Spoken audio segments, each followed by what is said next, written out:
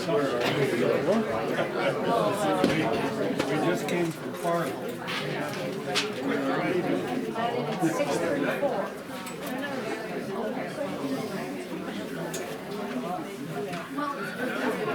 She makes a fast salad.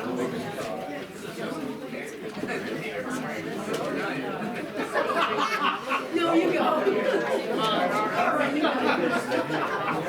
Okay, thank you for coming. This is part of the entertainment. Heavy on the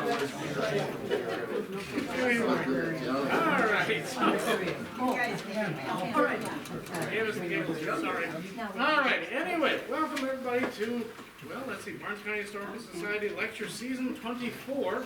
Hard to believe we've been doing this for 24 years. We took a break for COVID. And this is what in the world season Well, for as well. There you go. So that's it. We were started way back in 1998 with an idea of combining between college and the community and the museum and the was the English department at that time. And so, yeah, there's all kinds of stuff that come together. And I think taking a break for COVID, yeah, that brought us to season 24. So We did not take a break, so we kept going. So that's why we're 24. Ah, okay. Did you do it on Zoom? We tried doing it on Zoom. It didn't work. But anyway, so, all right. We continue tonight. And we have Dr. Alexander Jorgensen, VCSU, and on the board here at the Historical Society, Government 101, who's in charge of what? I had Art Goff. Anybody else had Art Goff? So, anyway, yeah, snoozing in the back of his classroom, all this stuff that we need to know, and it is a matter of life and death to us. It's deeply important, and so it's something that, yeah, we're going to find out a little bit of a brush up tonight, I guess, with this, but I don't know. And I'm just going to put a pitch out for What in the World. As I mentioned, this is our 24th year, and the goal of our group is to try to bring in speakers with expertise in community, state, local, federal issues. So if anybody would like to join our group, be on the email list, come up with ideas for future speakers, we're happy to do that. Sharon Borer is the co-chair, and she's going to sign up the board. Our next event will be What in the World Are You Reading? And this is a session where people just come in and give 3 to 5 minutes of what they've been reading lately and share it with this community. So really happy to have Alex here. He's the associate professor in the social science department, political science courses that he teaches. And he is going to let us know what the usual rules of the road are in federal government. And what, you came and first spoke here, was it 3 years ago on the Ukrainian situation, I believe? Yes. So there, this is his third presentation for us, I believe. I think so. Yeah. Who came?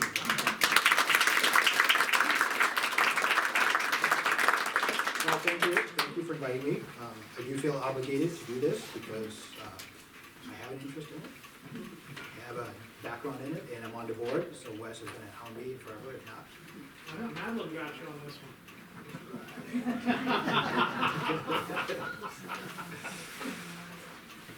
So I'm at Valley City State University. I just think, first of all, let's start with obligatory. None of this represents the views of my employer or the Barnes County Historical Society. Because we have representatives that are my superiors in the audience today. So we got that out of the way. So the plan is to look at who's in charge or who's supposed to be in charge. What does the Constitution tell us? What does the law tell us? Who's in charge of what? So I'll start with a little bit about background about myself. I'm Alex Jorgensen. I have a PhD in political science. I'm an associate professor at Valley City State University, and I teach mostly political science courses, some other ones as well. Can you hear me in the back? Everybody's good? I have a lot of students here today. I guess they got that extra credit. Okay, so you promised some extra credit, that's good. I even have students that are not in class, so that's excellent. All right, there you go. I'm on the board, so this is not unfamiliar to me. And there you go. So I've done a couple of these before. The first one was the conflict in Ukraine, right when it got started. And some of the students in here will know we talked extensively about that a few years ago. And then it kind of dropped off the radar. And then conflict in Israel started blowing up again, so we talked about that. And I've been here, this is my 5th year. I came here in the height of COVID, so that was interesting. Right now, I have 5 kids. I wanted to bring someone today, but my wife said, let's keep them home so you can focus on this. And instead, a lot of the students showed up, so that's great. I was hoping the kids showed up. Yep, well, let's move on. So I got approached talking a little bit about what's going on in terms of who is supposed to be in charge of what in the federal government. The lines might seem a little more blurred than they used to. So we'll look at that, that's kind of the first part of this presentation, and how the Constitution defines powers and authority and where it allocates those. And then a little bit later, it came up, well, what about the Department of Education? It seems like there's some activity in restructuring the Department of Education, among other departments. So we're kind of going to combine the two in this presentation. We're going to look at the Constitution, the law, what Congress has done, what the Supreme Court has ruled, and see if we can answer the question about the Department of Education. If anybody see the ceremony today, it's about 3:30. President signed an executive order demolishing the Department of Education. So that's really what the background of this is. So we're going to try and answer that question here, hopefully at the end. So this is an outline. We'll look a little bit about the Constitution. Some of you are very familiar with this, some of you might not be. That's fine. Some of this stuff I had to look up because it's not memorized. Look a little bit about the economy, see what's going on there, and then kind of bring that into what DOGE is doing with some of these agencies, and specifically the Department of Education.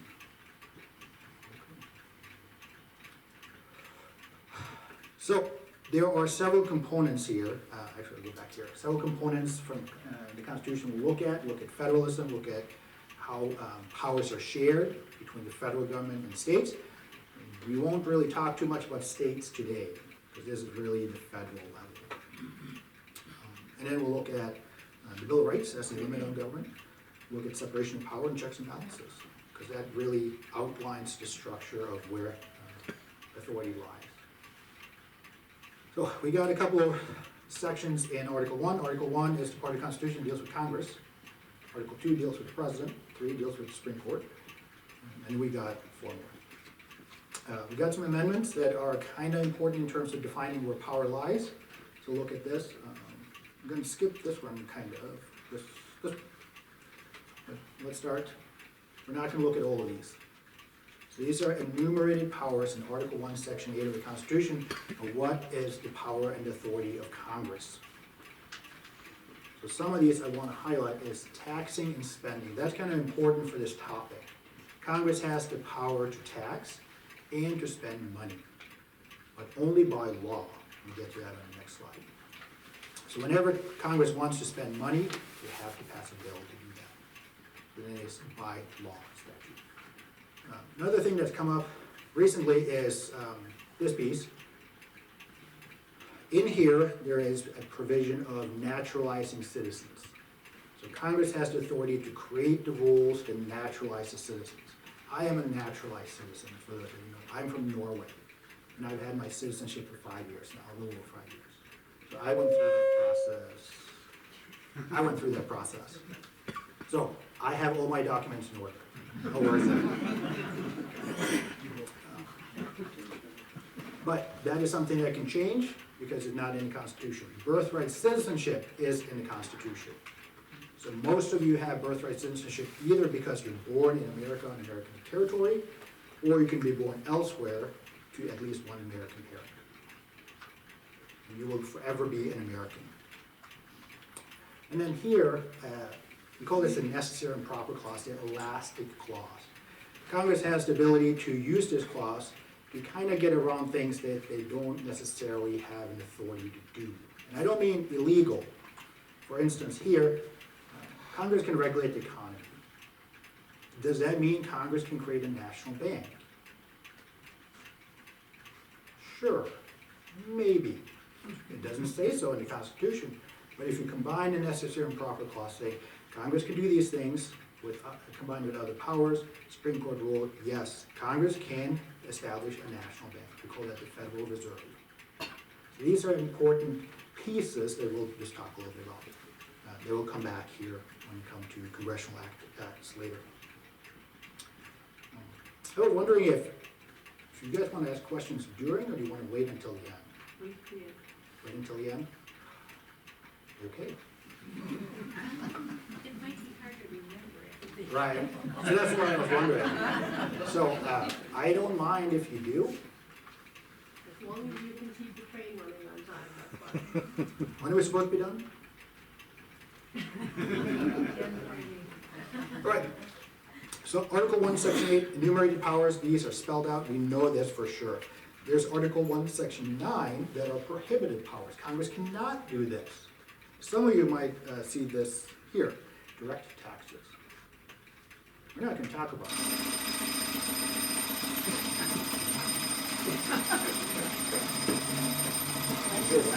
Saved by the bell? So originally, Congress did not have the power to directly tax us. Income tax. So we changed that constitution piece with the 60th Amendment, so now Congress can directly tax us. But one thing here that's important to know, or I will probably point out, habeas corpus, you have a right to be brought in front of a judge when you're arrested. Is that neat? Or should we do like in Europe, where we just throw you away? So, bring that back, what about the deportations, the mass deportations? So, that's not really, part of the presentation tonight, I just want to highlight that, because that's something going on too. The only time we can suspend habeas corpus is in time of year. And then this piece here is, Congress is actually prohibited from spending any money ever unless they pass legislation. So something has to go through the House, something has to go through the Senate in the same form, and it has to be signed by the President. This becomes an important piece later when Congress has passed legislation allocating resources to specific pieces. So only Congress can undo that with new legislation. All right, so this, we also have a section here, Article 1, Section 10, by prohibited powers for the states. Since we're not focusing too much about this, I show you that, and then we're good. Move on. Right. So federalism is, in one sense, a limit on congressional power, a limit on federal power, because we share power between the feds and the states. The Bill of Rights is another limit on on national power. And I stress this to students, you might think about these as rights, as we call it the Bill of Rights, but the way they work operationally is they're a limit on government. So, we got the First Amendment. Not going to go through all that stuff, but it specifically says Congress shall make no law. And then fill in the blank. About freedom of speech, religion, press, assembly, and association. So we have a limit on Congress, what they can do. We got the second, some of you are very familiar with that. Good. We got the third, some of you are not very familiar with that. That's one of my favorite ones. We got the fourth. These are limits on the executive. So we got gun rights, means that the president cannot limit that. The president cannot quarter troops in your home unless there's war. And the president cannot seize and search you without probable cause. The executive, obviously not the president, but law enforcement. Then we got a piece here, the 5th, 6th, 7th, and 8th, that limits the courts. So the 5th is a limit on how we process you in terms of criminal charges. You might be familiar with the phrase pleading the 5th. You have the right to not testify against yourself. The government cannot compel you to testify against yourself. You cannot be tried for the same crime twice, double jeopardy. There's other things in there too. The 6th is about your right during trial. Jury, you have the right to an attorney. And if you cannot afford one will be appointed to you. So you cannot be tried in court without an attorney. That's a limit on the government. They can do it after that, but not before. Seventh is jury trial in civil cases involving more than $20 worth. And the eighth is to ban on cruel and unusual punishment. And then we got these last ones. The ninth is power to the people.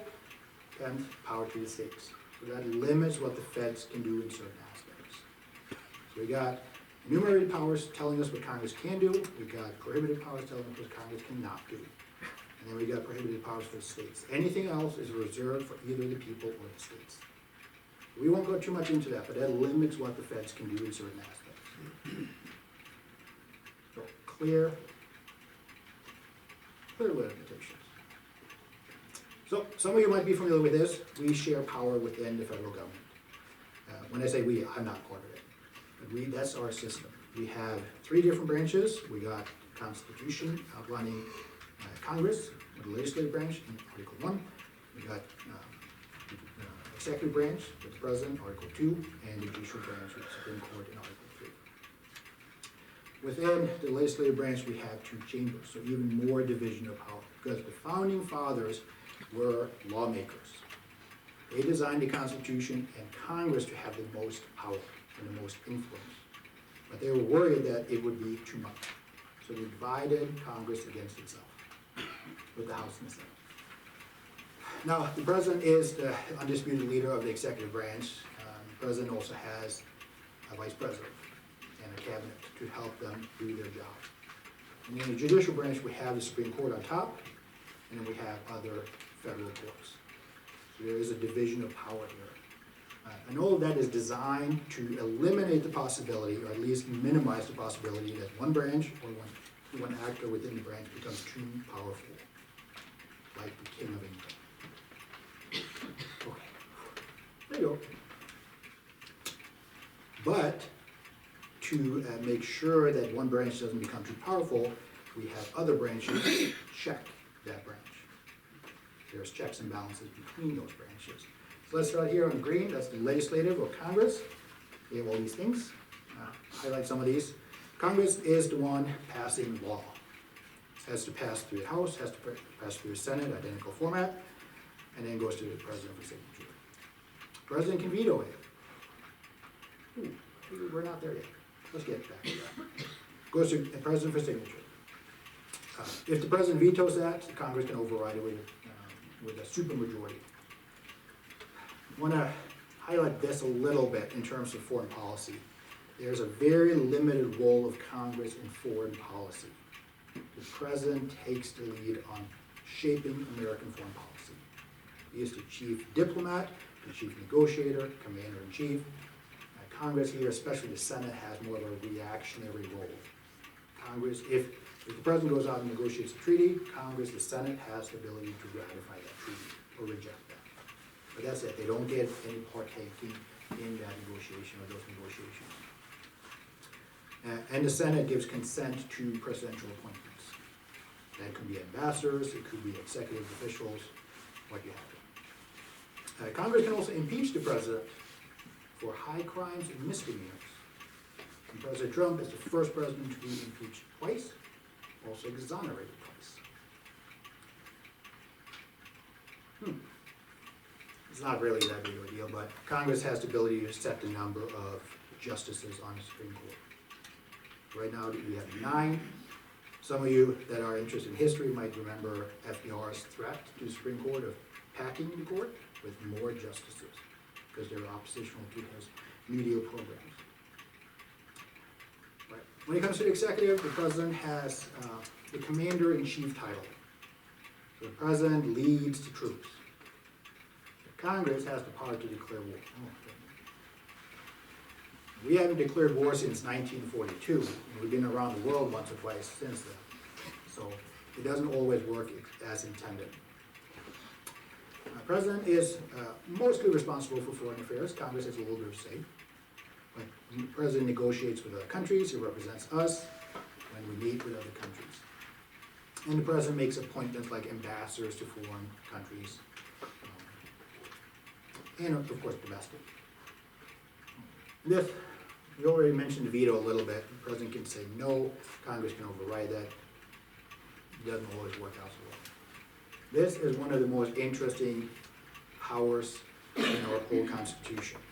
The pardon power is the only power that's not checkable by any other branch of government. Once you get a presidential pardon, you're good, until you do new crimes. So, we can't undo a presidential pardon. When did that come? It's part of the Constitution. It was always part of the The Constitution. original? Yeah, the founding fathers wanted the president to have the ability to undo a mistake in the court system. Now, in the past, you kind of had to repent and remorse and show that you had become a better person for the president to pardon you. That's not necessarily the case anymore. Now this becomes more of a political tool for presidents from different sides. Right. There's not much about the judiciary in the Constitution.